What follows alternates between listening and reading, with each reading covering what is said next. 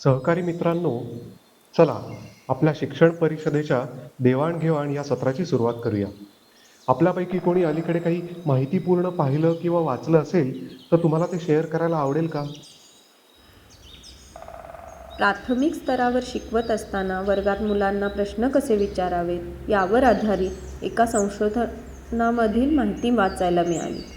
त्यात असं आढळलं आहे की शिक्षक वर्गात जे प्रश्न विचारतात त्यापैकी सुमारे 57% प्रश्न हे वर्ग व्यवस्थापनाशी संबंधित असतात. उदाहरणार्थ, सगळ्यांकडे पुस्तके आहेत ना, आज तुम्ही तुमची कंपास पेटी आणली आहे का, इत्यादी. सुमारे 32% प्रश्न हे तथ्य आणि घटना आठवण्यासाठी असतात. उदाहरणार्थ, भारताची राजधानी काय आहे, महाराष्ट्राच्या पूर्वेस कोणते राज्य आहे, इत्यादी. आणि फक्त 8% प्रश्न असे असतात जे मुलांना खरंच विचार करायला, तर्क लावायला आणि कल्पना करायला लावतात. आकडेवारीवरून हे लक्षात येते की आपण मुलांना खूप प्रश्न विचारतो, पण त्यापैकी फारच थोडे प्रश्न हे मुलांना खऱ्या अर्थाने विचार करायला, तर्क लावायला प्रवृत्त करत असतात.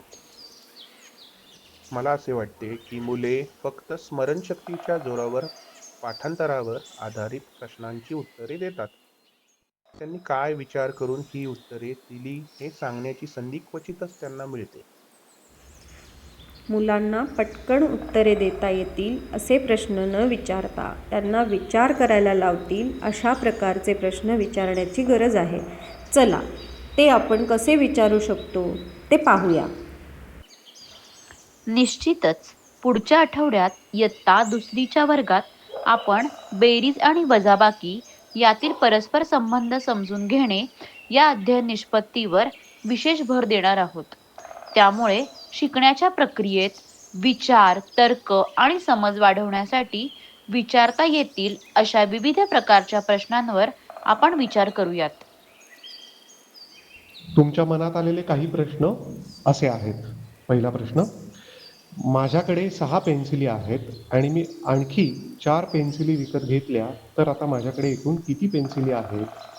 दुसरा प्रश्न: माझ्याकडे 10 पेन्सिली आहेत आणि मी 4 पेन्सिली माझ्या मित्राला दिल्या तर माझ्याकडे किती पेन्सिली उरतील?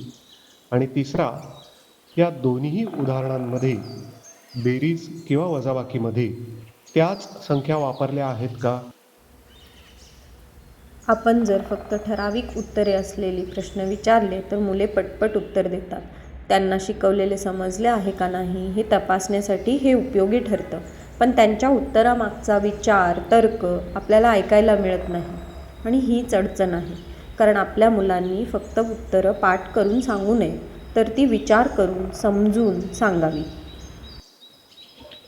अशा वेळी एकापेक्षा जास्त उत्तरे मिळतील अशा स्वरूपाचे प्रश्न तयार करूयात, ज्यात एकाच प्रश्नासाठी मुले वेगवेगळी उत्तरे सांगू शकतील.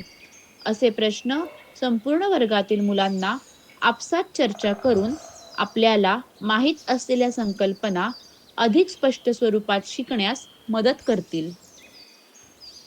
6 अधिक 4 बरोबर 10. 10 मधून 4 वजा केले तर 6 येते. या 2 उदाहरणांचा एकमेकांशी काय संबंध आहे बरं? हा संबंध आपण काड्या आणि गठ्ठे वापरून कसा दाखवू शकतो? तुमच्या घरातलं असं एखादं उदाहरण सांगू शकता का, जेथे तुम्ही आधी 2 वेगवेगळ्या वस्तू एकत्र करता, म्हणजे बेरीज करता, आणि त्यानंतर त्यातून काही वस्तू बाजूला काढता, म्हणजे वजाबाकी करता? आपण तर्कवितर्काला चालना देणारे काही प्रश्नही विचारू शकतो. असे प्रश्न विद्यार्थ्यांना विश्लेषण करायला, संकल्पनामधील संबंध शोधायला आणि आपला विचार अधिक स्पष्टपणे मांडायला मदत करतात.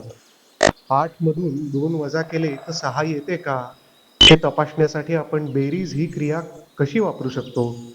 वजाबाकी केल्याने आपण बेरजेच्या उलट क्रिया करत असू तर वजा केलेली संख्या परत मिळवल्यास आपले उत्तर पहिल्या बेरजे इतके येते का?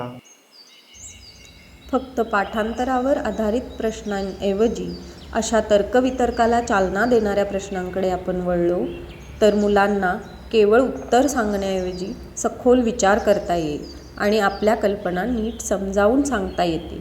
त्यामुळे संपूर्ण वर्गातील चर्चा ही प्रत्येकासाठी विचार करण्याची, विचार मांडण्याची आणि शिकण्याची चांगली संधी ठरेल.